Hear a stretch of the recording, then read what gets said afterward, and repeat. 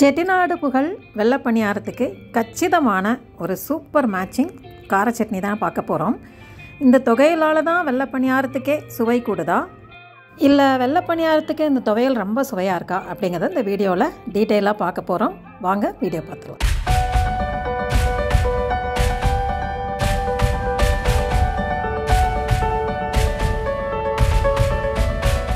It is a digital way. Chettinad Snacks Online brings the heritage to your doorstep. We connect tiny dots of Chettinad kitchen. Chettinad Snacks Online, the ultimate gateway of heritage-rich homemade products. இந்த தொகையலுக்கு தேவையான பொருட்கள் என்னன்னு பார்த்தலாம். ஒரு பெரிய size வெங்காயம் எடுத்து தோல் உரித்து வச்சுருக்கேன். அதை விட பெரிய சைஸில் ஒரு தக்காளி எடுத்திருக்கேன். நீங்கள் பெரிய சைஸ் தக்காளி இல்லைன்னா 2 தக்காளியாக எடுத்துக்கோங்க. ஒரு வெங்காயத்துக்கு 2 தக்காளி வீதம் எடுத்துகிட்டு நல்லா சுத்தம் பண்ணிவிட்டு பெரிய சைஸில் இந்த மாதிரி ரஃபாக கட் பண்ணி வச்சுக்கிட்டா போதும். அரைக்கிறதுக்கு ஈஸியாக இருக்கும். அதனால் இந்த மாதிரி கட் பண்ணி எடுத்துக்கோங்க. வெங்காயத்தை விட தக்காளி கொஞ்சம் ஜாஸ்தியாக இருக்கட்டும். இப்போ நம்ம கட் பண்ணின வெங்காயம் தக்காளியை மிக்ஸி ஜாரில் கொண்டு வந்து சேர்த்துடலாம். உங்களுக்கு தேவையான அளவு வெங்காயம் தக்காளி எடுத்துக்கோங்க. வெங்காயத்தை விட தக்காளி மட்டும் கொஞ்சம் ஜாஸ்தியாக இருக்கட்டும். இதை சேர்த்துட்டு இப்போ இதுக்கு சுவைக்கு தேவையான உப்பையும் சேர்த்துடலாம். நான் கல் உப்பு தான் எப்பயுமே பயன்படுத்துவேன். அதனால் கல் உப்பில் ஒரு 1.25 டீஸ்பூன் அளவுக்கு சேர்த்துக்கிறேன். எல்லாத்தையுமே சேர்த்து பச்சையாக தான் முதல்ல அரைக்க போகிறோம். அரைச்சிட்டு தான் தாளிக்க போகிறோம். அதனால் அரைக்கும் போது கவனமாக பொருட்களை சேர்த்துக்கலாம். 3 வரமிளகாய் சேர்த்துருக்கேன். காரத்துக்கு தகுந்த மாதிரி மிளகாய் சேர்த்துக்கோங்க. ஒரு சின்ன அளவு புளி சேர்த்துக்கலாம். தக்காளியில் புளிப்பு இருக்கும் அப்படிங்கிறதுனால ஒரு இலந்த பழ அளவுக்கு ஒரு சின்ன சைஸில் புளியும் சேர்த்துக்கோங்க. இது எல்லாத்தையும் சேர்த்து நல்லா நைஸாக அரைச்சி எடுத்துகிட்டு வந்துடலாம். உப்பு, புளி, வரமிளகா, வெங்காயம், தக்காளி, இவ்வளோதாங்க. இது எல்லோரும் செய்கிற சட்னி தானே அப்படின்னு கேட்குறீங்களா? இல்லவே இல்லைங்க. இது வெள்ளப்பணியாரத்துக்கான ஸ்பெஷல் சட்னி. நல்லா நைஸாக அரைச்சி எடுத்துகிட்டு வந்துடலாம். இது வதக்கிட்டும் செய்யலாம். வெங்காயம் தக்காளி வதக்கிட்டு உப்பு புளி சேர்த்தும் அரைக்கலாம். நான் இப்போ பச்சையாக அரைச்சி செஞ்சுருக்கேன். இது ரொம்ப ஈஸியாகவும் இருக்கும், சுவையாகவும் இருக்கும். இதுதான் ரொம்ப ஸ்பெஷலாக இருக்கும். வதக்கி செய்கிறது கூட இட்லிக்குள்ள சட்னி மாதிரி இருக்கும். இந்த மாதிரி பச்சையாக அரைச்சிங்கன்னா இது வெள்ளப்பணியாரத்துக்கு ரொம்ப சுவை கூட்டும்.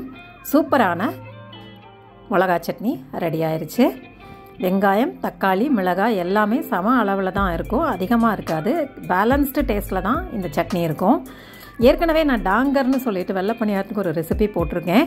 அந்த டாங்கரும் செட்டிநாடு பகுதியில் வெள்ளப்பணியாரத்துக்கு பரிமாறது உண்டு. அதோட லிங்க்கும் நான் டிஸ்கிரிப்ஷன் பாக்ஸில் கொடுக்குறேன். அதையும் பார்த்துக்கோங்க. அதுவுமே வெள்ளப்பணியாரத்துக்கு ரொம்ப கச்சிதமாக மேட்ச் ஆகும். இது ரெண்டும் தான் எப்பயுமே வெள்ளப்பணியாரத்துக்கு சூட்டபுளான ஒரு சட்னி.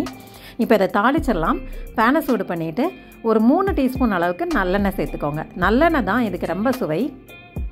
ஒரு 3-4 டீஸ்பூன் நல்லெண்ணெய் சேர்த்துட்டு எண்ணெய் நல்லா காஞ்ச உடனே கடுகு கொஞ்சம் தாராளமாக கடுகு சேர்த்து விட்டுடலாம்.